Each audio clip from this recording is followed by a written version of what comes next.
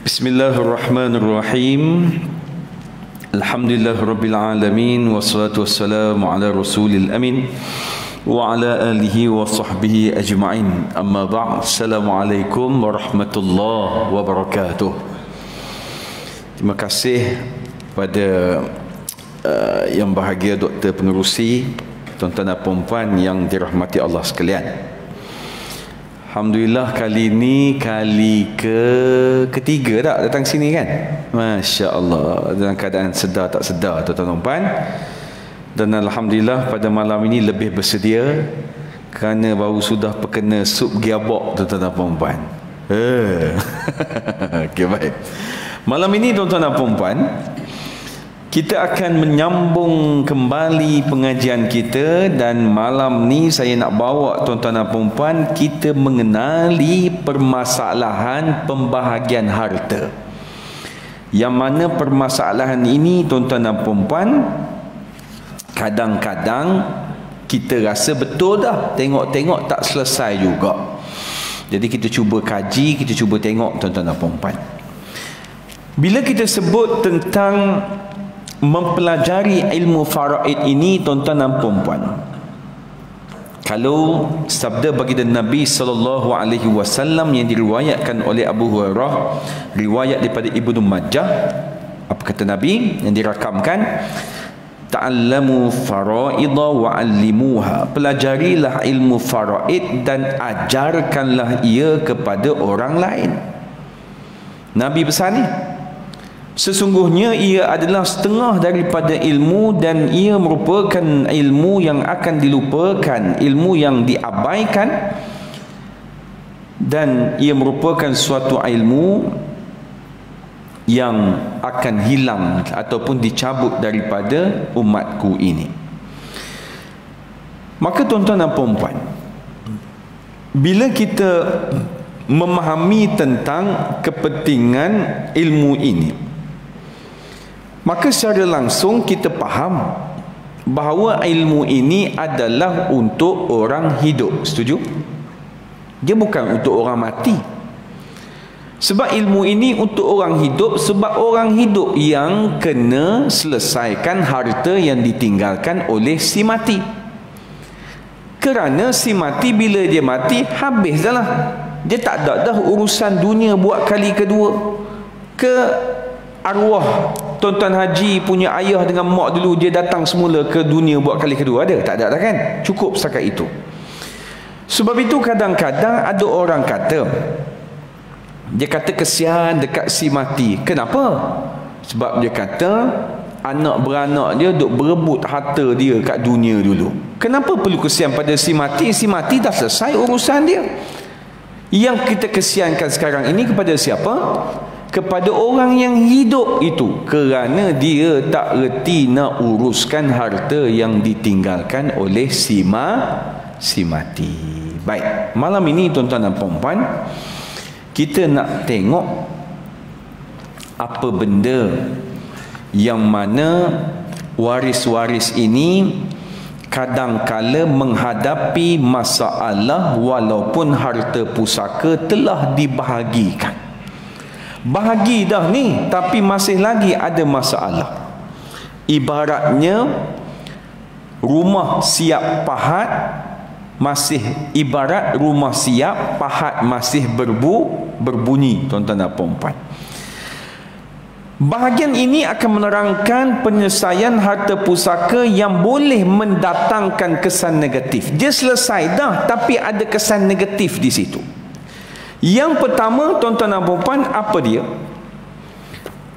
Penyelesaian yang boleh mendatangkan kesan negatif yang pertama adalah kita buat pembahagian terus pada bentuk harta tersebut.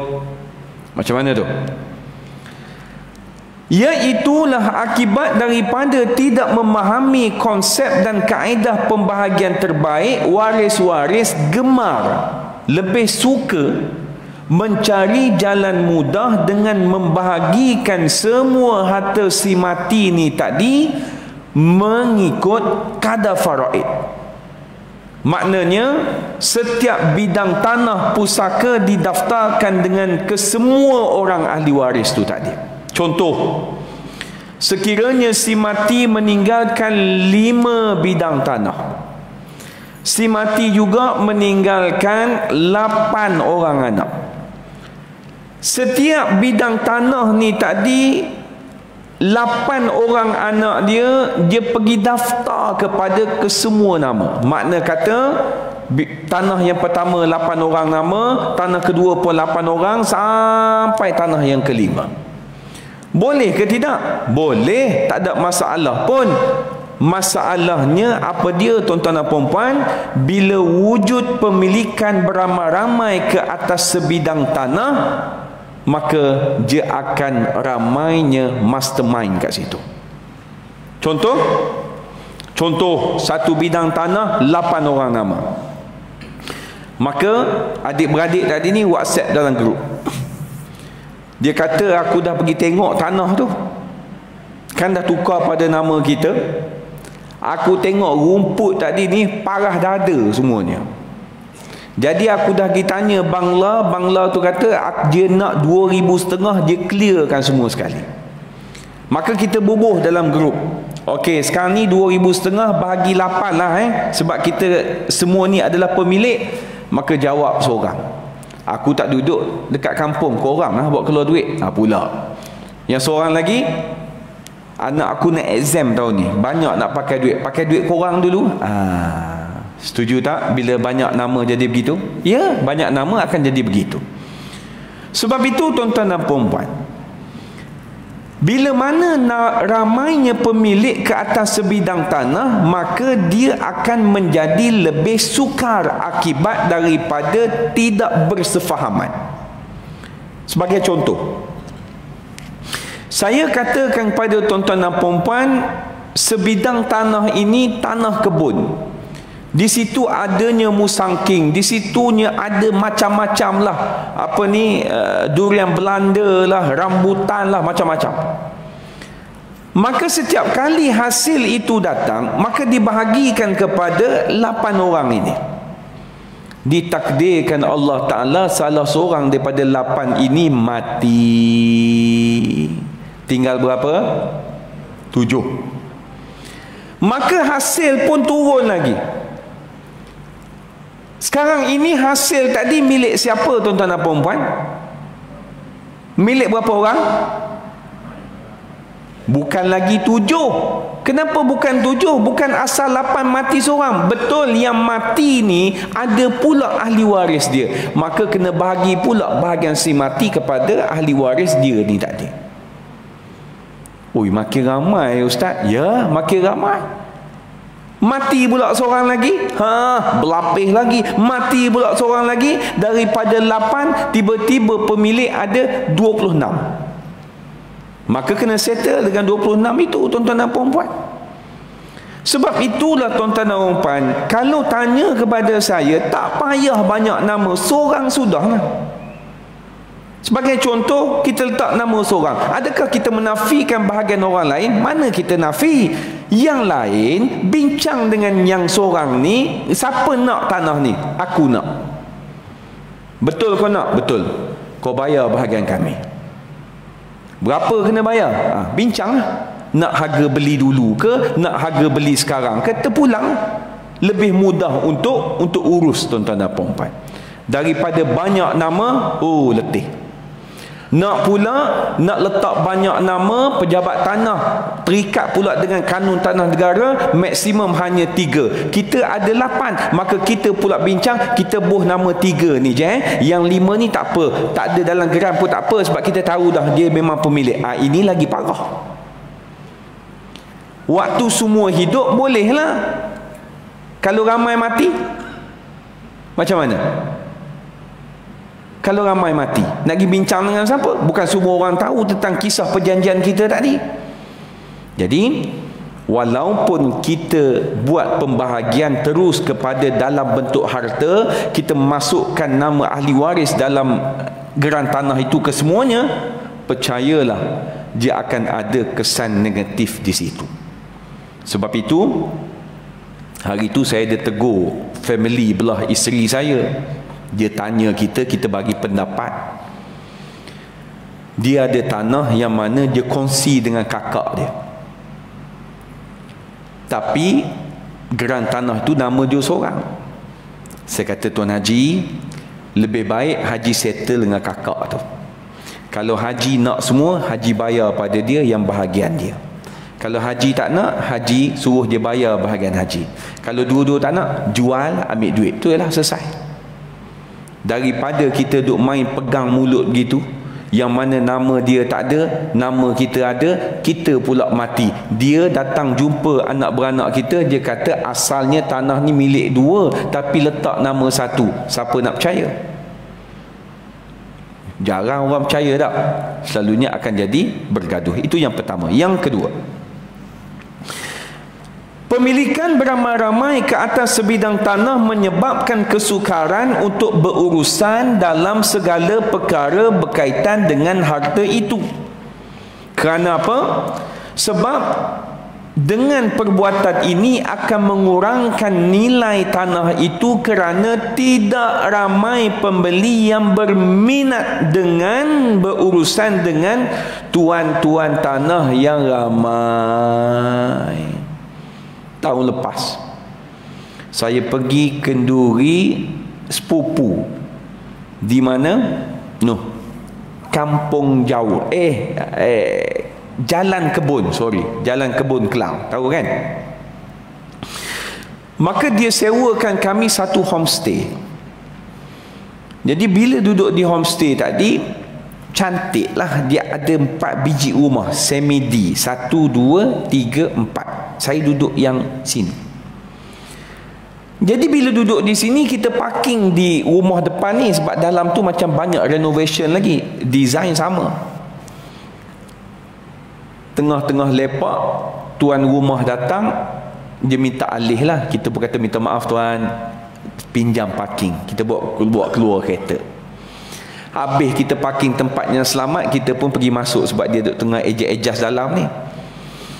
Saya kata, rumah ni homestay ke?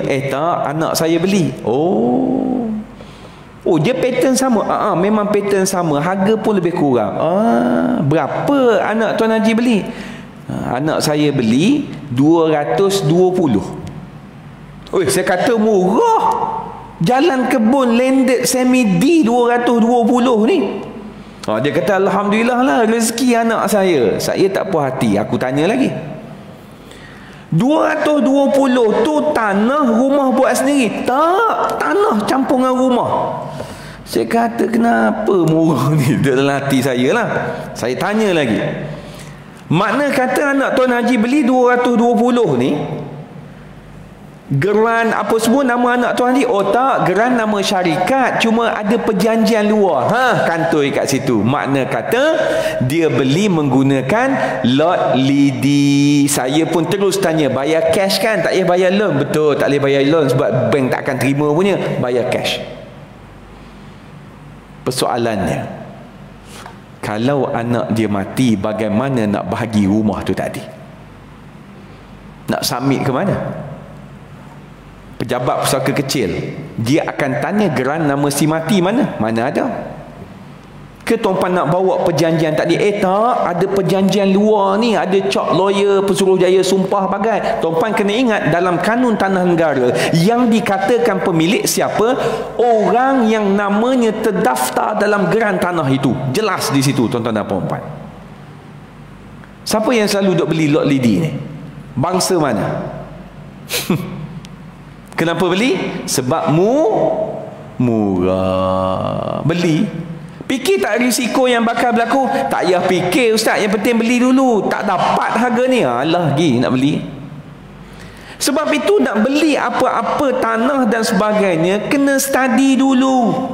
Tanah ni leasehold ke freehold? Tanah ni pertanian ke tanah pembangunan? Tanah ni ada caveat ke tidak? Kemudian yang nak jual tu kenapa? Ni kadang-kadang main beli je, betul tak? Beli dengan siapa? Saya beli dengan Tuan Haji tu. Kita pula tak siasat. Rupa-rupanya dia baru bercerai dengan bini dia. Bini dia pula failkan harta perceraian di mahkamah, masih dalam perbicaraan. Tanah yang kita beli tadi masuk dalam tuntutan tu. Kita dah selesai dah tukar nama bagai. Tengok-tengok perintah keluar. Tak nyayanya kita yang kita baru beli ni tadi. Sebab tu kena tengok. Kena perhati betul-betul, pastikan dia jelas. Dan penamatnya apa dia? Setelah nama kita ditukar di dalam geran yang tadi itu. Tapi mahal ustaz nak dapat begitu. Dah nak buat macam mana? Dah nama mahal lah ni tak? Mana ada murah, betul tak betul? Dapat tanah 25,000 dah ni ada? Ada tanah 25,000? Tak ada dah. 100 lebih, 200 lebih. Tanah 200 lebih, buat rumah pula 200 lebih. 500,000 habis kat situ. Jadi hati-hati dalam kita membeli apa-apa transaksi yang berkaitan dengan harta. Itu yang kedua. Yang ketiga, pemilik yang ramai mempunyai berbagai-bagai idea. Ada yang tak nak bina rumah, ada yang nak buat tanam tanaman kebun sahaja, ada yang nak buat pusat peranginan, ada yang nak buat apa ni kita kata one stop center untuk kenduri, kendarat bagai ni, dia kata boleh buat masyuk kat sini. Ada yang nak buat restoran sahaja, macam-macam tuan-tuan dan puan-puan. Ada yang mahu menjual, ada pula yang tak mahu jual. Dia nak mengekalkan tanah itu dimiliki oleh keluarganya. Last kali apa jadi? Tanah tu tadi tak dapat dibangunkan atau dimajukan. Dengan kata lain, tanah itu terbengkalai dan menjadi beku. Ada perasan tuan-tuan lalulah mana-mana dengkil, salak tinggi, rumah terbiar. Ada perasan? Signboard tak naik pun untuk dijual. Duk begitu tuan-tuan dan puan. Kalau tuan-tuan perasan, tu salah satu lah ni. Dan tuan-tuan dan puan, kalau di sebelah rumah saya tu ada cerita sedih sikit. Dulu satu kawasan ini mereka bersembahyang di satu masjid.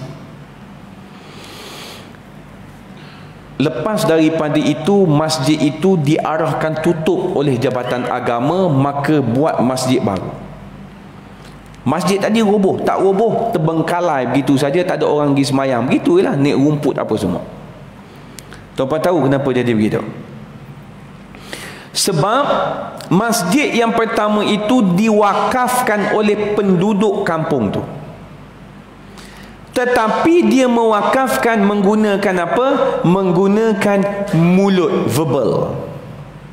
Yang diorang pergi semayang selama ini ni, waktu tu dia ada, dia hidup lagi. Lepas daripada dia mati, maka anak beranak tadi naik turun mahkamah buat tuntutan menafikan bahawa si mati ada buat wakaf tanah tersebut. Dahsyat weh. Sekarang ini apa jadi dengan tanah tu? Terbengkalai. Si mati buat begitu, dia nak mendapat manfaat lepas dia mati. Manfaat kat mana? Orang datang semayang, orang datang imarah, orang datang sujud, orang datang buat tahlil, orang buat itu, akad nikah dan sebagainya. Ui, sampai bila? Sampai kiamat. Tapi disebabkan begitu, habis. Salah siapa? Salah siapa? Salah semua orang. Si mati yang pergi buat verbal mulut saja, buat apa? Yang pihak berkuasa kenapa tak ambil tindakan, terus pergi submit permohonan itu dan settlekan biar terus dengan nama Majlis Agama Islam? Tak buat. Duk pegang mulut tu. Pegang mulut tak apa waktu dia hidup, lepas dia mati macam mana? Ini bukan satu kes yang berlaku, banyak lagi tuan haji, puan haji biasa dengar, betul? Mahat tahfiz, sekolah tu dirobohkan. Sebab apa? Sebab tu tadi. Sebab itu kalau kita berhasrat untuk buat apa-apa, buat sampai penamat, buat sampai sempurna. Contoh, nak wakafkan kepada surau ni sebagai contoh. Jumpa pengurusi, saya nak wakaf. Dia tahu dia nak buat apa. Ni duk main cakap mulut, rasa nak wakaf ni, nantilah. Nanti. terlekat tulang ikan esok mati. Jadi duk main dengan nanti begitu lah. Betul tak betul? Hasrat ada, buat tuan-tuan dan puan, jangan tunggu. Sebab banyak dah yang saya tengok adalah dia berharta, dia nak buat, tengok-tengok tak sempurna. Maka bila tak sempurna, tak bolehlah dia nak menikmati apa yang dia buat di dunia dahulu. Baik, seterusnya.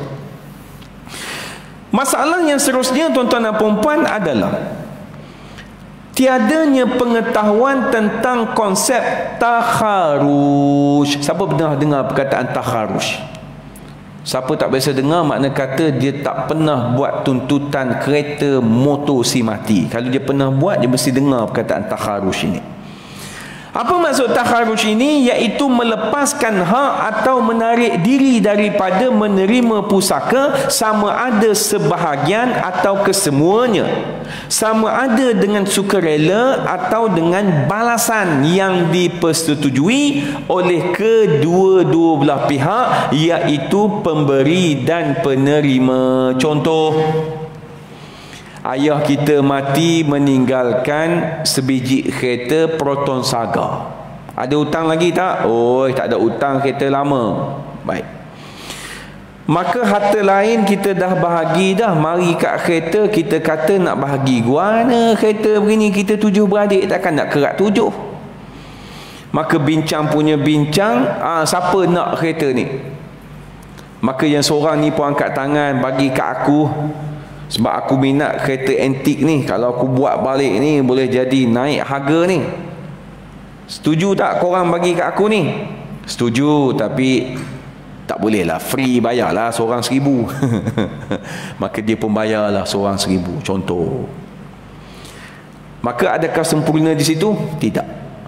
Dia kena mohon di mahkamah syariah, mohon untuk takharuj, maka panggil semua ahli waris yang setuju beri pada dia tadi, melepaskan hak mereka kepada dia. Maka akan keluar salah satu jadual faraid itu, yang mana pemilik 1:1, yang mana yang serah pada yang ni 0:0, 0:0. Dia akan ada dalam bentuk perintah. Ambil perintah tadi, pergi submit di JPJ, maka JPJ pun buat keluar geran baru atas nama orang ni tadi. Selesai.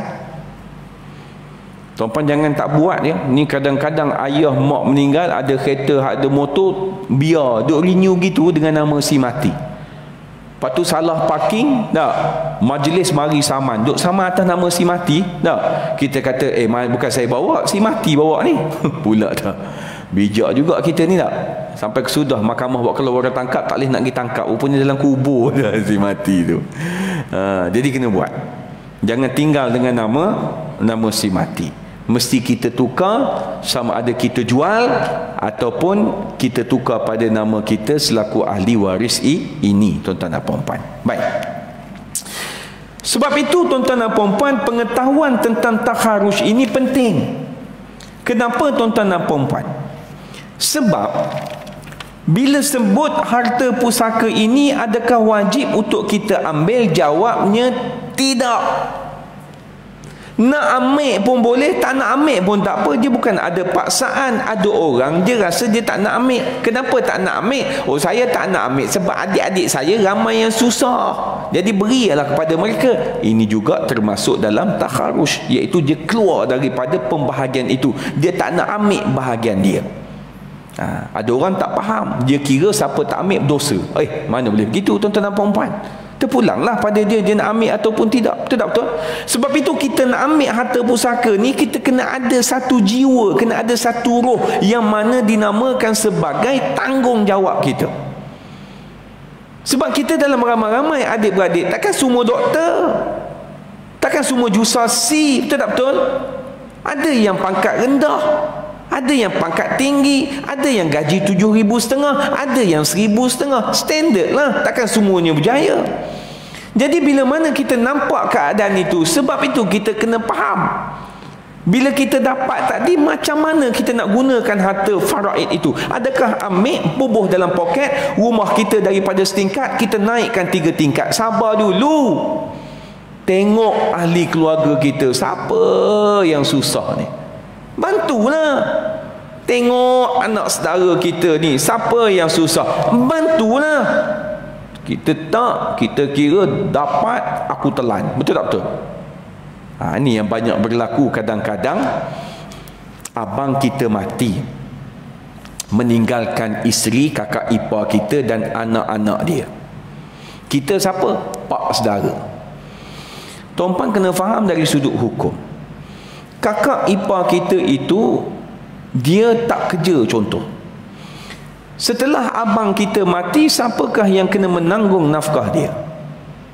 Jawabnya adalah ayah dia, wali dia. Ayah dia tak ada dah ustaz, atuk dia. Oh, atuk dia pun mati lama ustaz. Adik-beradik laki dia. Anak dia ni tadi dengan abang kita, tanggungjawab siapa? Yang pertama adalah ayah kita. Ayah kita mati dah, atuk kita mati dah, maka kita adik-beradik lelaki yang wajib menanggung nafkah anak saudara kita itu. Soalan saya, rakyat Malaysia, Melayu khusus yang Islam ini, dia buat tak benda ni? Buat ke tidak? Tak buat. Missing di situ. Kenapa missing? Kalau berebut harta, laju, bab menanggung, lari. Tak betul begitu. Sebab itu bila mana adik-beradik kita mati, kena jagalah anak saudara kita tu, sebab dah jadi tanggungjawab kita. Lepas tu kadang-kadang ada di mahkamah, tuan-tuan dan puan-puan, si ibu ini menuntut nafkah daripada pak-pak saudara, adik-beradik suami dia. Maka pak-pak saudara ni disaman datang mahkamah. Dia beri keterangan macam mana? Yang Arif, saya anak isteri pun tak cukup, saya nak menanggung, ni nak menanggung anak saudara saya. Oh, sedap dia cakap. Padahal dia ramai-ramai tu. Tuan-tuan, siapa yang adik-beradik meninggal, cuba tengok kita ada tak buat silap dari sudut itu. Kalau ada buat silap, boleh dah mulai malam ni bank in duit dekat dia. Lepas tu kadang-kadang bila abang meninggal, makin jauh kita dengan anak saudara kita. Betul? Kita jumpa bila? Hari Raya Aidilfitri. Betul tak? Allah, besarnya anak saudara Pak Teh, nah duit raya RM5. RM5 setahun bagi. Mana boleh begitu? Kena jaga tuan-tuan dan puan, tanggungjawab kita ni. Baik, seterusnya timbul persoalan. Apakah hukumnya seseorang itu membahagikan harta pusaka mengikut pakatan sesama waris, bukan mengikut faraid? Ni best juga persoalan ni. Boleh ke tidak? Maka jawabnya, tuan-tuan dan puan, harta pusaka boleh dibahagikan mengikut pakatan sebagaimana yang telah disepakati oleh kesemua ahli waris. Tapi nak boleh sampai sepakat semua sekali, hendaklah dibahagikan selaras mengikut hukum syarak. Ada 4. Kalau ingat, tak ingat salin. Kalau ni on balik yang rakaman ni. Yang pertama, mestilah pembahagian itu dibuat tanpa paksaan. Jangan duk paksa orang. Kita kumpulkan semua ahli waris, mesti kumpul semua, jangan seorang pun tertinggal. Kalau tak boleh dengan kehadiran jasad dia, buat live Facebook, buatlah video call ke apa, biar dia dengar. Kan Google Meet ke apa kita duk buat kan. Jangan paksa. Sebab itu bila mana di antara tips bagi yang sulung, jangan mulakan percakapan. Habis tu biar adik-adik cakap dulu. Kenapa?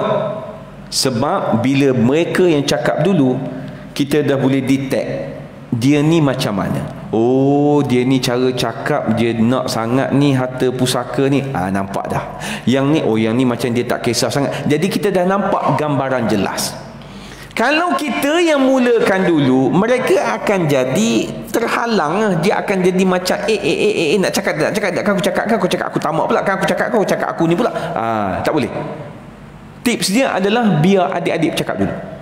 Lepas daripada tu, kita dah dapat gambaran jelas, baru kita buat kesimpulan. Jangan kita disebabkan kita yang sulung, kita pula yang pangkat paling besar, kita yang belajar paling tinggi sekali di kalangan yang ni, maka kita pun cakap, oh yang bawah diam. Betul tak betul? Kan aku cakap kan nampak bodoh pula. Kan aku cakap aku tak setuju kan, dia kata aku tamak pula, maka diam. Paksa tak tu? Tak paksa, tetapi dia diam dalam terpaksa. Dia setuju dalam terpaksa, tuan-tuan dan puan. Yang kedua, tiada waris ditinggalkan daripada perbincangan itu, mesti semua terlibat. Ni kadang-kadang tuan-tuan dan puan, dia tinggalkan ahli waris yang mana tak satu kepala dengan dia. Kenapa tak panggil lagi dua? Tak sah, serabut dia tu. Pula dia bagi alasan serabut, dia kata. Kenapa kena panggil? Sebab dia adalah pemilik harta ini. Soal dia bersetuju ataupun tidak, mesti tanya dia. Walaupun kata-kata dia itu menyebabkan kita tak suka dengar, walaupun jawapannya itu menyebabkan kita jadi macam tak gemar, macam jadi makin tak elok, biar, sebab dia pemilik, dia berhak untuk buat keputusan. Sebab itu tuan-tuan dan puan, kita kena pastikan dalam ahli keluarga kita ada yang arif dalam bab ini. Kalau tak ada yang arif dalam bab ini, tuan-tuan dan puan, dia akan mendatangkan masalah. Apa dia? Perbincangan itu akan bersandarkan kepada logik akal sahaja. Dia tak sandar kepada ilmu dah, dia akan pada logik akal. Rasa-rasa logik akal, maka itu yang keluar tu. Okey, barang kemas mak, kita bahagi anak perempuan je lah, kita orang anak lelaki tak pakai. Oh, sedap boh gitu. Barang kemas 2 cekak, tuan-tuan dan perempuan. Oh, sedap. Yang lain pula tak mengaji, tak belajar, betul juga kan, barang kemas orang perempuan pakai. Apa benda kan, kita ada bini, ingat bini kita tak boleh pakai ke? Ada tak yang tu buat begitu? Ada, saya bercakap ni. Kemudian yang ketiga, tuan-tuan dan puan-puan, mestilah tidak merugikan atau mengurangkan bahagian anak yatim atau waris tidak mukallaf. Apa maknanya ni? Contoh, isteri kita mati. Isteri kita mati, maka isteri kita meninggalkan kita, suami, mak ayah dia dan anak kita 4 orang, 2 lelaki 2 perempuan. Kita bincang dengan pak mertua dengan mak mertua kita. Bincang punya bincang, kita 3 orang ni setuju bahagi sama rata. Maka kita selaku wali ataupun penjaga kepada anak kita yang 4 orang tadi, adakah kita kena buat persetujuan bahagi sama rata? Tak boleh gitu. Kenapa? Sebab selaku penjaga kita kena tahulah anak kita ni mana yang terbaik, faraid ke bahagi sama rata. Dan kena pastikan antara faraid dan bahagi sama rata tadi, mana yang lebih menguntungkan dia. Kalau anak lelaki, faraid ke bahagi sama rata yang menguntungkan dia? Faraid lah, sebab dia 2 bahagian. Anak perempuan, faraid ke bahagi sama rata lebih menguntungkan dia? Dah. Jadi janganlah kita buat disebabkan kita bersetuju bagi sama rata, kita pula buat keputusan bagi dia untuk bagi sama rata. Tengok dulu. Sebab itu kita sebagai selaku penjaga ni kena tahu juga, kena arif juga mana yang menguntungkan dia. Kalau itu yang menguntungkan dia, maka buat keputusan itu. Kalau itu tidak menguntungkan dia, jangan pilih keputusan itu. Tu dia. Makna kata kena belajar juga saya, ustaz, kalau isteri saya mati ni kan, sebab saya tengok pun dia macam tak lama dah ni ustaz, contoh. Kan? Jadi kena tahu.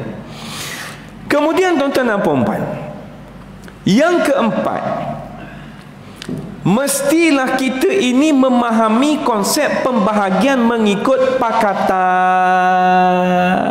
Kena faham dulu. Dah nak bagi faham macam mana, maka kena ada pembentangan lah. Paling tidak ada whiteboard. Kumpul semua sekali 12 orang, contoh ni whiteboard, tulis.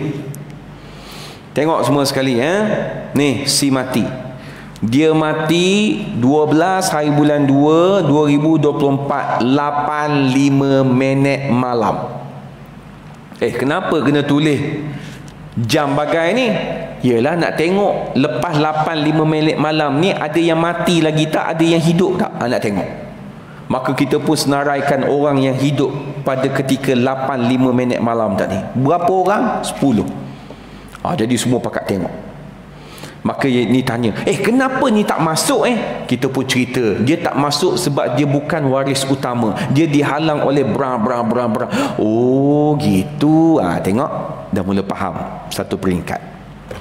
Yang kedua, padam.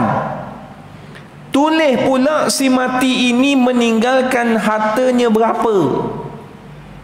Kita pun tulis, restoran dulu ada 4, lah ni tinggal 2. Dulu banglo ada 12, lagi tinggal 4. Total 20 juta contoh. 12 orang pun begini tengok. Gila, harta si mati dah. Banyak ni. Okey, banyak. Padam. Kemudian tulis pula 12 orang tadi ni bubuh nama masing-masing. Tulis daripada 20 juta tadi, Kak Ngah dapat berapa, Kak Long dapat berapa, Abang Cik dapat berapa, adik dapat berapa. Biar semua terbeliak, nampak bahagian masing-masing. Lepas daripada itulah nak bahagi sama rata, dipersilakan. Kenapa? Sebab semua dah tahu. Beza tak kalau tak bentang benda ni? Beza tak? Beza. Sebab kalau tak bentang benda ni, yang dia setuju bagi sama rata tadi atas dasar apa? Atas dasar dia tak tahu kalau faraid dia dapat berapa. Memang dia mudah setuju. Kalau dia tahu, agak-agak dia setuju tak? Contoh, dia ni anak lelaki dapat 45,000, adik perempuan dia dapat 22,500 contoh. Agak-agak dia nak bagi sama rata tak? Nak bagi sama rata? Kalau saya tak bahagi, itu tak betul. Sebab banyak ni bahagian kita ni, itu tak betul. Adakah kita bahagi sama rata dengan kita ikut faraid? Siapa tak bagi sama rata berdosa? Tak, terpulang pada dia. Sebab itu hak dia. Jangan dipaksa dia. Tapi masalah orang Melayu kita, sebagai contoh kan, ada 12 orang. 10 setuju bagi sama rata, 2 tak setuju bagi sama rata. Agak-agak yang 10 ni akan maki tak yang 2 ni. Itu masalah kita. Kenapa? Kita marah. Kenapa kau tak boleh bagi sama rata? Kau berkira lah dengan adik-beradik. Ini bukan soal berkira, tuan-tuan. Ini soal dia, hak dia. Terpulang pada dia, dia nak bagi sama rata ataupun tidak. Jadi bukan senang nak menyebut perkataan bahagi sama rata. Banyak dah saya jumpa, dia datang pada saya duk cerita bahagi sama rata. Saya terang benda ni, tiba-tiba kalau gitu ustaz tak jadilah sama rata kan. Pula macam hari tu ada jemaah tanya, menarik juga soalan dia ni. Dah bahagi semua harta, kakak dia bagi tahu, mak dia cakap pada kakak dia, barang kemas ni beri pada dia. Dia 3 beradik, 2 perempuan 1 lelaki. Okey, maka hibah lah, betul tak betul? Cuma dia tak ambil lagi. Maka dia kata pada saya, boleh ambil tak ustaz? Boleh ambil kalau itu hak awak. Tapi rasa tak sampai hati lah ustaz. Ya ke? Kalau gitu haji ambil, haji serah kat saya sampai hati ambil. Saya pun tanya dia, saya kata berapa emas tu? Saya tak kira lagi ustaz. Haji kena pergi kira, kena pergi bawa ke kedai emas, cuba nilaikan berapa. Baik ustaz, saya pergi hantar. Lusa tu dia WhatsApp, ustaz dah dapat dah amount dia. Berapa haji? 80,000.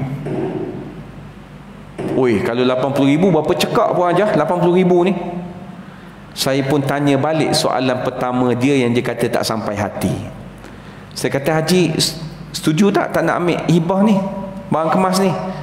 Itulah ustaz fikir-fikir balik, baik ambil lah ustaz kan. Pula dah. Maka saya kata, ambil lah Haji, nak ambil apa masalahnya? Dia pun ambil. Tak salah kan Ustaz? Tak salah. Dia kata ambil lah. Tapi dia tanya saya, tapi dia habis dengan terima kasih Ustaz, begitu sajalah. Kadang terasa hati juga kita yang menjawab ni, tapi tak apalah dah. Dah, itu bahagian dia kan. Waktu kadang-kadang jadi ustaz ni pun dia ada satu perasaan juga, ni tanya aku macam-macam berjuta-juta ni, mesti nak bagi aku sikit, paling tidak pun siakat steam 5 untuk aku ni, paling tidak. Tengok-tengok, terima kasih Ustaz, semoga Allah Ta'ala panjangkan umur Ustaz, amin. Sakit hati punya pasal, aku delete WhatsApp dia. Itu tuan-tuan dan puan. Azan dulu kan? Azan. Okey, sila. Habis azan, ada soalan tanya Lepas tu kita berhentilah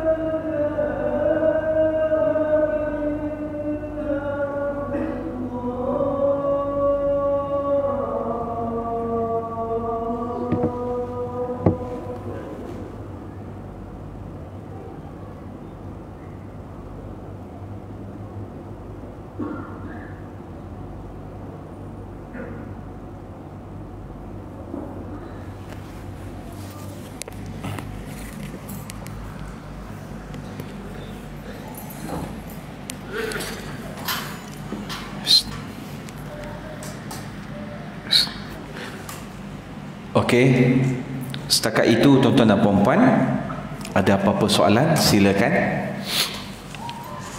Silakan.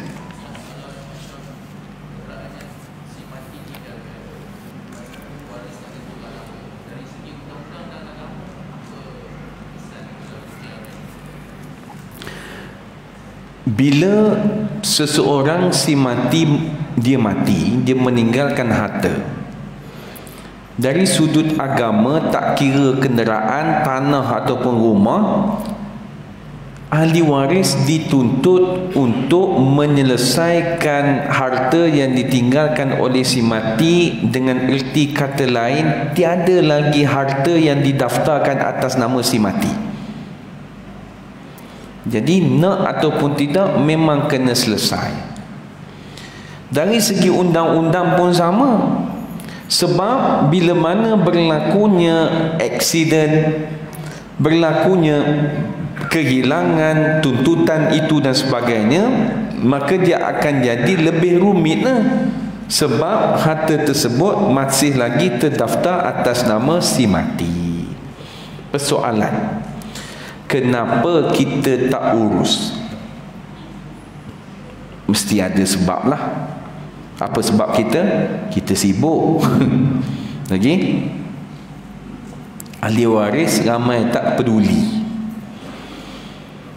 Cara paling mudah dan tersangatlah senang, pergi saja mahkamah syariah, failkan permohonan takharus tu tadi, kenderaan tu tadi.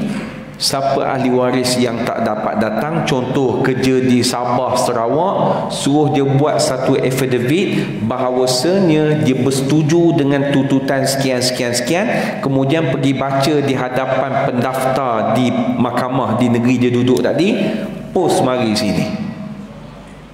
Maka hakim akan terima affidavit yang dibuat, akuan sumpah yang dibuat oleh pihak-pihak tu tadi. Selesai.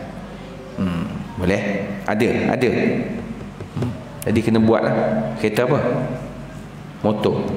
Contoh, orang ingatkan betul. Okey, baik. Sila. Zaman dulu kan dia wakaf tanah untuk buat surau. Tapi orang tua tu mati nak. Nak macam mana prosedur untuk wakaf dan okey. Orang dulu dia mewakafkan, kemudian dia cakap mulut, dia tak buat dokumentasi. Betul? Okey. Sekarang ini siapa yang kena bertindak? Ahli waris dia. Ahli waris dia buat permohonan kepada majlis agama di tempat tanah ataupun harta itu tinggal, maka minta diorang selesaikan A to Z dengan syarat tak ada yang menafikan. Orang lain beli dah tanah tu lagi jahanam. Siapa yang membenarkan? Sudah tentulah ahli waris itu yang membenarkan.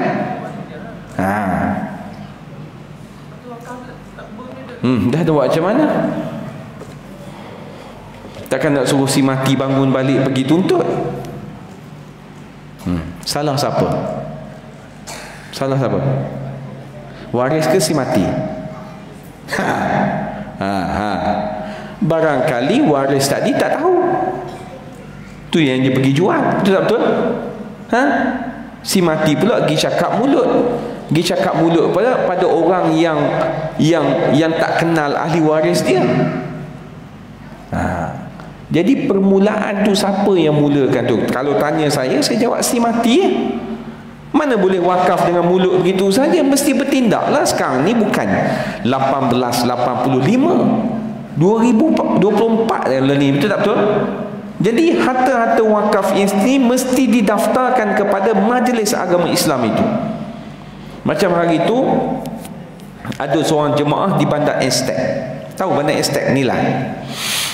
Dia ada rumah, dia kahwin, tak ada anak, mak ayah semua dah meninggal, dia ada adik-beradik sahaja. Umur dia berapa? 87. Dia telefon. Saya kata, kenapa Haji? Saya duk dengar ceramah Ustaz Ehsan ni. Saya dah bincang dengan isteri saya nak mewakafkan rumah yang saya duduk ni kepada Majlis Agama Islam. Tapi ustaz, boleh tak dengan syarat selagi mana saya hidup saya boleh duduk, selagi mana kemudian saya mati isteri saya hidup, isteri saya boleh hidup, lepas pada tu ambil. Saya kata haji letak telefon, lepas 5 minit saya call balik. Kenapa? Saya call pegawai kawan saya di Majlis Agama Islam Negeri Sembilan, saya tanya apa hasrat tadi, dia orang jawab boleh dan kami akan settlekan A to Z. Baru ni Tuan Haji tu WhatsApp, alhamdulillah ustaz, semuanya dah selesai. Senang ke susah? Senang ke susah? Senang. Salah siapa? Ada jawapan? Itulah jawapan. Masalahnya dia dah jual. Dah jual nak pergi minta balik dengan pembeli. Walaupun surau, siapa yang pergi jual? Contoh, ahli waris pergi jual pada Tuan Haji, Tuan Haji nak serah balik. Dah sendiri tanya, sendiri tahu jawapan. Dan macam mana? Dah berpindah milik pada yang ketiga. Betul tak betul? Salah siapa? Fikir sendiri. Baik, soalan lain. Sila.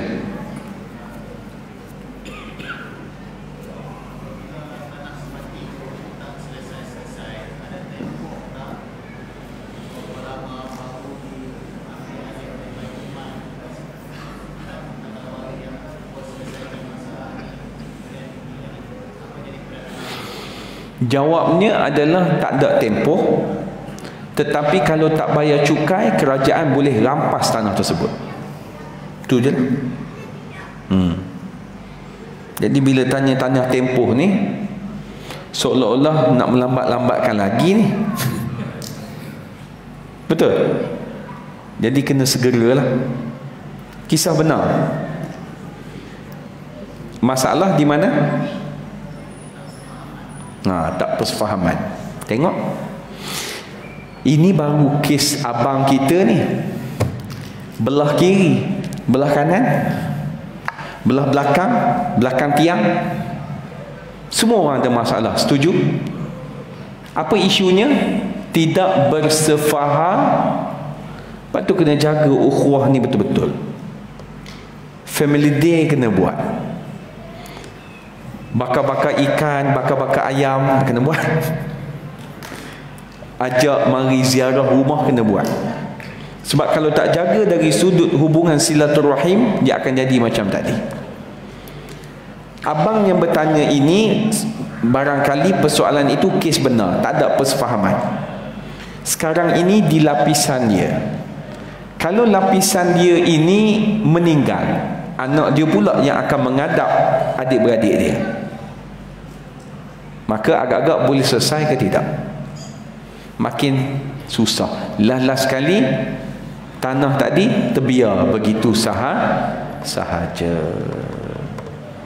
Baik, ada lagi?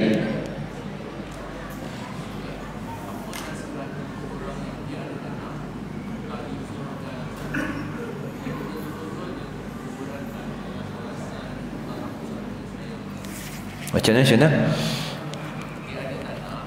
Tanah tu tanah siapa? Tanah dia. Tanah dia tu dia tak usahakan. Kemudian cuba.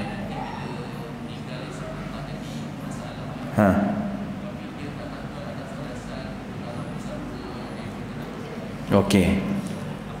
Nasihat saya adalah itu hak dia, tu pulang pada dia. Bila dia mati, tak ada orang nak usaha, suruh ahli waris dia pula jual. Tu je lah cerita dia. Dia nak buat macam mana? Ramai di kalangan kita, dia ada tanah, dia tak usaha. Apa alasannya? Tanah ni aku dapat daripada arwah ayah aku. Kalau aku jual, sayang aku pada tanah ni. Betul tak betul? Tuan-puan sayang buat apa?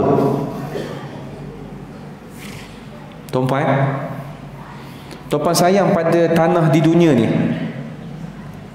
Sayang itu seolah-olah macam buat kali kedua nak datang balik ke sini. Tuan-tuan bila mati, tuan-tuan akan tinggal terus ke ataupun akan bawa juga? Tinggal kan? Istilah sayang ada sentimental value, tak payahlah tuan-tuan. Kalau rasa boleh usaha, usahalah. Kalau rasa nak jual, jual lah. Tu cerita dia. Sebab ada golongan yang saya paling menyampah lah, saya kata begini. Tak tahu dia kata apa. Tanah ni ustaz, tanah pusaka daripada ayah kami. Kami akan pastikan tanah ini tak dibahagikan pada siapa-siapa. Kenapa? Biar kekal dengan nama si mati, supaya ketujuh-tujuh keturunan kami akan datang ni semuanya boleh menikmati tanah ni. Tuan-tuan tahu tindakan ini sebenarnya bahaya. Kenapa saya kata bahaya? Di situlah akan adanya dosa yang bertingkat-tingkat. Kenapa? Golongan lapisan yang pertama dia boleh bahagi lagi. Mari lapisan kedua, tengok-tengok yang lapisan pertama makan seorang, dia tak serah pada lapisan kedua. Sedangkan lapisan kedua ini ahli waris juga, sebab adanya kematian di lapisan pertama. Mati pula lapisan kedua, pergi pula lapisan ketiga. Sudahlah. Kita duk layan seorang, kita duk makan seorang. Sedangkan harta itu bukan milik lapisan pertama seorang lagi dah. Dia dah pergi pada lapisan kedua dan ketiga. Asalnya pemilik ada 6, tiba-tiba lapisan dan ketiga dah berlaku, dah kematian, dah jadi 36 orang. Maka yang lapisan pertama, kalau dia makan seorang, dia tak minta kebenaran kepada ahli waris yang lain, maka hukumnya tu kan tuan tak tahu hukumnya apa dia. Bukan setakat nak ambil hasil, nak duduk pun mesti minta izin daripada ahli waris yang lain. Kenapa? Sebab mereka adalah pemilik. Contoh macam kereta, tuan-tuan nak start kereta, tuan-tuan nak pergi mana-mana, selagi mana tidak dibahagikan lagi kereta tersebut, mesti mendapat persetujuan ahli waris yang lain. Kenapa?